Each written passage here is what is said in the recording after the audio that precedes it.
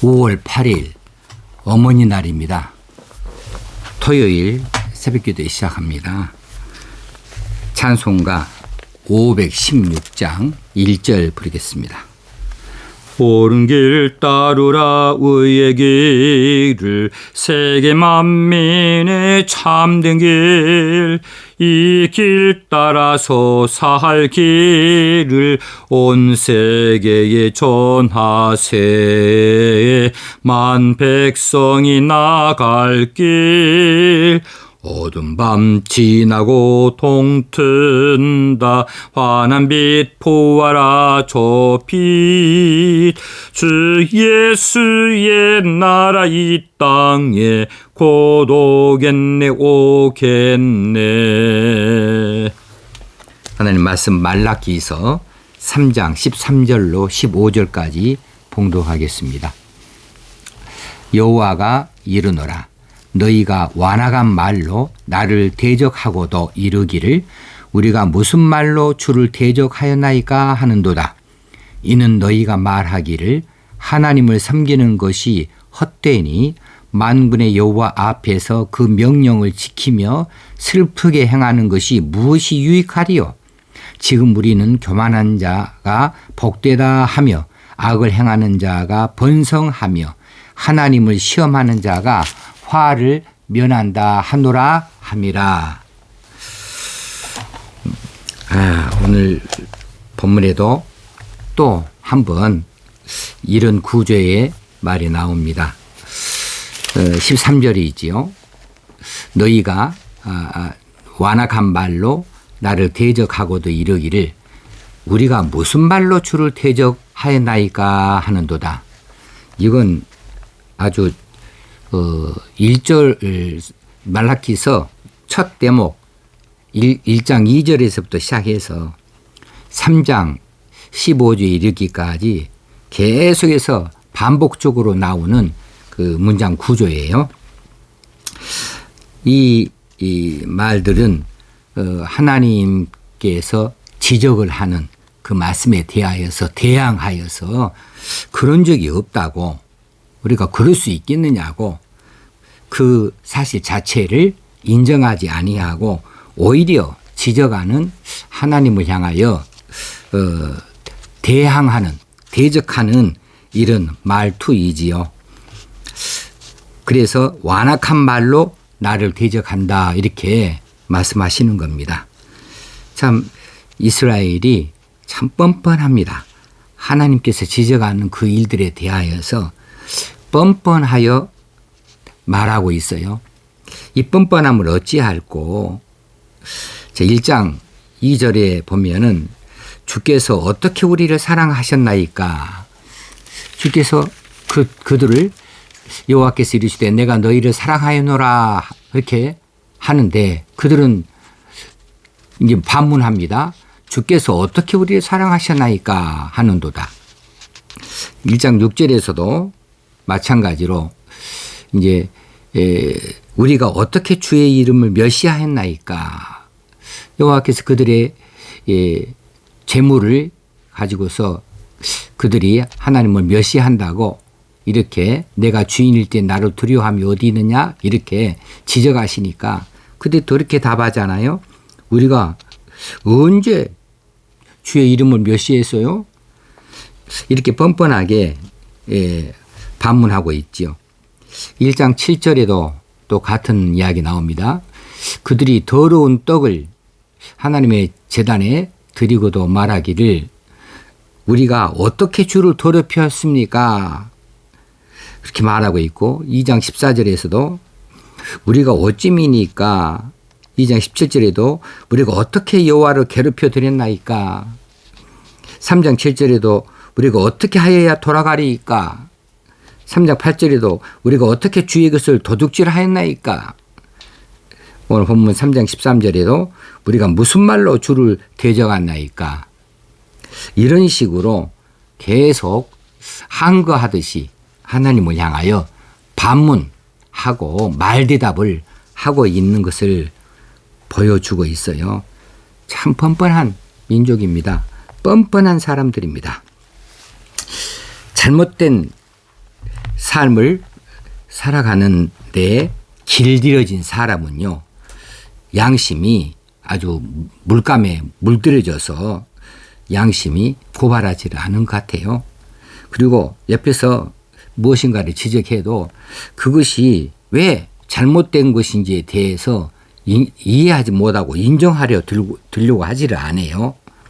오히려 잘못된 것을 지적한 사람을 향해서 나무랍니다. 내가 언제 그랬냐. 그리고 변명합니다. 다 그런 거 아니냐. 반문합니다. 그리고 오히려 공격하기도 합니다. 너는 안 그러냐?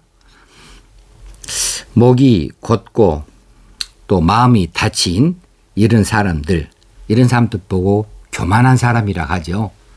목이 곧고 마음이 닫혀져 있는 이런 사람들은 자기 자신을 돌아볼 줄을 몰라요. 옆에서 지적해줘도 아니라고 하고 오히려 화를 내면서 공격을 하는데 어떻게 자기 스스로 자기 죄를 인정할 수가 있겠습니까? 세상의 사리에서도 직장이나 사업하는데 이웃들과의 관계에서 친구들과의 관계에서 혹시는 가족 일가 친척 사이에서도 이런 사람들이 꼭 하나둘씩 있어요. 이런 사람들 참 골치 아픕니다. 도무지 말이 안 통하는 사람들입니다. 최근에 자꾸 언론에 보도되어지는 이야기들이 있지요.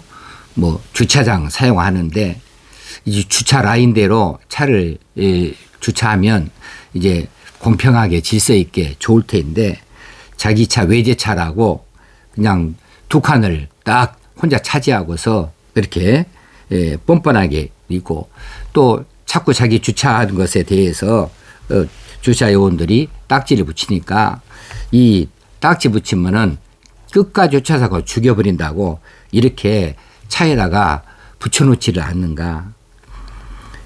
이런 비양심적인 사람들이 또 있고요. 마스크 안 썼다고 마스크 써야 된다고 지적을 하면 버스 기사를 드립다 두들겨 패버리기도 하고 또 어제도 택시 기사를 사정없이 두들겨 패버린 일들이 지금 화제가 또 되어지고 있잖아요. 아, 이런 사람들은요, 법은 멀고 주먹은 가까워요. 그래서 정말 선하게 살려고 하는 사람들이 이런 사람들 때문에 크게 피해를 보고 손해를 보게 되어집니다. 이 사회에 이런 비양심적인 행위를 하면서도 떵떵거리면서 큰 소리 치면서 살아가는 사람들이 있으니 이런 사람 참 골칫거리이지요. 그런데 말입니다. 이제 우리가 믿는 사람들도 세상의 질서를 내다보면서 큰 소리 치는 사람이 이기는 것 같고 불법을 서슴없이 행하는 자들이 각종 공사도 다 따내고 납품도 하고 성공을 하는 것처럼 보여지는 그런 일들이 자주 있어요, 사실. 그렇게 되어지면 우리 예수 믿는 사람 입장에서 그런 불법을 행하여 사업을 할 수 없지 않습니까? 또 질서를 이렇게 어지럽히면서 살아갈 수는 없지 않습니까? 그러면 법은 어디 가고 없는가? 법은 왜 법대로 집행이 되지 않는 것인가? 하나님은 도대체 어디 계시는가? 하나님께서 이런 일을 좀 말려주셔서 우리가 공정한 그런 게임을 할 수 있고 그런 사회에서 살 수 있도록 해 주셔야 할 터인데 그렇게 기도해도 하나님 나는 늘 그렇게 불법을 행하는 사람들은 뒤에 밀려요. 힘들어요. 이렇게 말할 수가 있지 않겠습니까? 그런 말들을 지금 말라기 시대에 이스라엘 백성들이 하나님께 하고 있는 거예요. 그게 오늘 14절 15절에서 나타나고 있는 말씀입니다. 너희가 말하기를 하나님을 섬기는 것이 헛되다 이렇게 말한답니다. 하나님을 섬겨봤자 다 필요 없어야? 하나님의 명령을 지킨다? 그래봤자 뭐 우리에게 유익한 것이 뭐 있더냐? 계명 잘 지킨다고 해서 성공하는 것도 아니더라. 또 우리가 힘들게 선을 행하는 거 그거 우리에게 전혀 도움이 안 되더라. 내 삶이 힘들어지기만 하지 더 나아진 것이 전혀 없더라. 하나님 도대체 어디 계셔? 살아 계신다면 결코 이룰 수는 없는 거 아니냐. 그러니 하나님 섬기는 것이 헛된 거 아니야? 이런 식으로 그들이 말하지 않느냐 하는 것이죠. 그렇게 함부로 사는 것. 그래서 15절에 우리는 교만한 자가 복되다 하며 악을 행하는 자가 번성한다 이렇게 말한다는 거예요.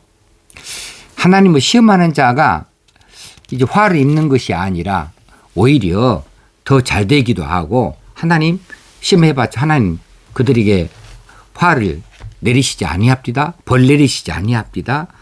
이렇게 이야기를 하고 있다는 것이죠. 이것을 보면서 우리 마음에 이런 불평이 과거에 지나간 적이 없지는 않았겠다 하는 생각이 불쑥 들어요. 그래요. 교회 일에 열심을 냅니다. 시간을 드립니다. 물질을 드립니다. 그리고 세상살이에서도 말씀대로 살겠다고 양심을 지키면서 살겠다고 우리는 세상에 빛으로 살아야 되고 소금으로 살아야 된다고 어디 가서든지 이제 우리가 그리스도인들이 지적당하면 안 된다고 어쨌든 법은 지켜야 된다고 그렇게 믿어서 세상 요령을 버립니다. 새치기 안 합니다. 불법을 행하지 않습니다. 그렇게 법대로 살려고 하고 하나님의 말씀대로 살려고 하는데 항상 뒤처지는 거예요. 그렇지 않은 사람보다는 뒤처지는 거예요. 새치기 하는 사람들, 잡혀가는 사람들 하나도 없고요.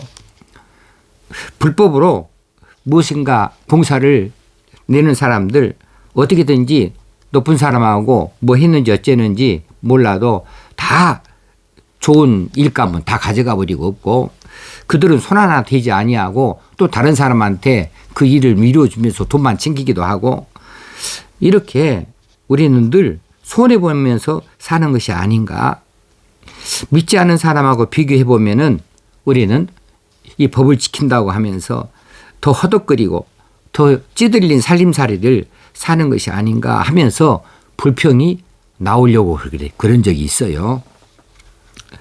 하나님께서는 이런 불법을 행하는 자들이 가만히 두실까? 왜 이 나라의 법은 그런 사람들 추려내지 못할까? 아니, 그들이 법정에 서도 어떻게 된 셈인지 다 풀려나고 아무렇지도 않은 듯이 다시 활개치고 다니는 거 이런 것을 보면서 참 허망하다. 도대체 이 세상을 어떻게 살아야 되느냐 이런 마음의 이런 불평들이 살짝 지나간 적이 없지 않았는가? 없지는 않았죠. 자, 그러나 우리는 하나님이 살아계심을 믿습니다. 하나님의 법의 엄중함도 믿습니다. 그리고 하나님께서 공의의 하나님이신 것도 믿습니다. 우리가 하루만 사는 것도 아니고 1년만 사는 것도 아니고요. 그리고 이 땅에서만 사는 것도 아닙니다. 우리가 하나님 앞에서 영원을 사는 사람들입니다. 하나님께서 우리를 편들어 주시고 우리를 위하여 주시는 것을 늘 기억할 수 있어야 되겠습니다. 세상이 아무리 그렇게 우리의 피해를 주는 것 같고 우리의 손을 입히는 것 같고 불법자들이 잘 되는 것 같아도 그것 바라보지 말고 그냥 하나님만 바라보고 살자는 것이지요. 그래서 오늘 그렇게 말씀을 드리고 싶습니다. 하나님께 납작 엎드려 삽시다.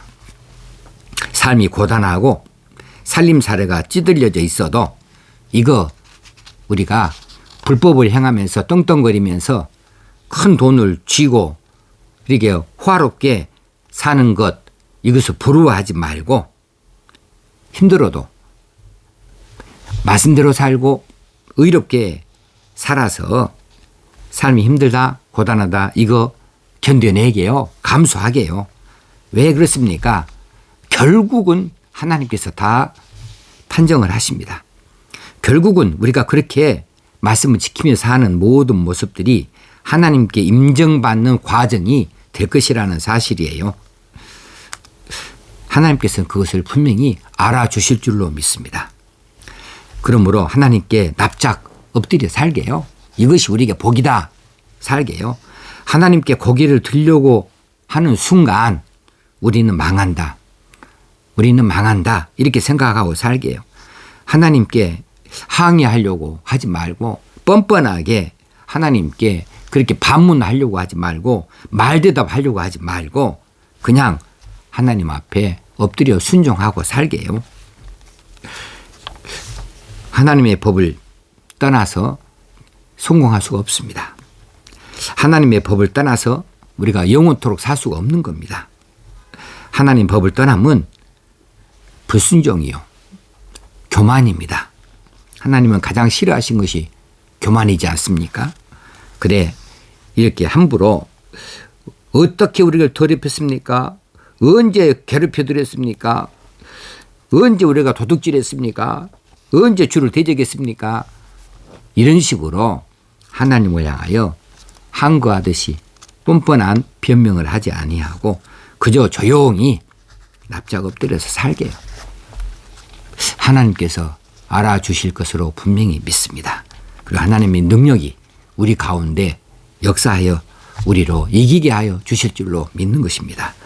그래서 어머니 날, 오늘 어버이날이라고도 하죠. 우리가 하나님께 이렇게 사랑 고백을 하게 해요. 하나님, 제가 하나님을 다 이해할 수는 없습니다. 그러나 하나님의 살아계심을 믿습니다.